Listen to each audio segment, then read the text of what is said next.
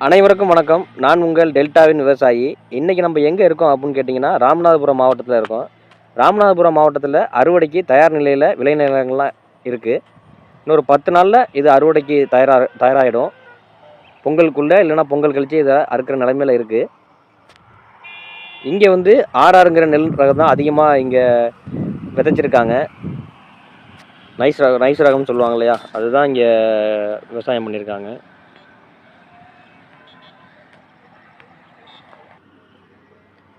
இங்கே ஃபுல்லாகவே இந்த இந்த நெல் ரகத்தை தான் அதிகமாக விவசாயம் பண்ணியிருக்காங்க இங்கே.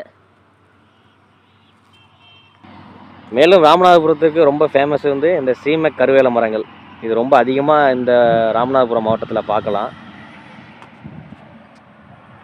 மேலும் ராமநாதபுரத்தில் இந்த வருஷம் 70% விவசாயம் நல்லாவே இருக்குன்னு அப்படின்னு சொல்லலாம். ஏன்னா மழை பொழிவு சில இடங்களில் நல்லா பொழிஞ்சிருக்கு, சில இடங்களில் இல்லை.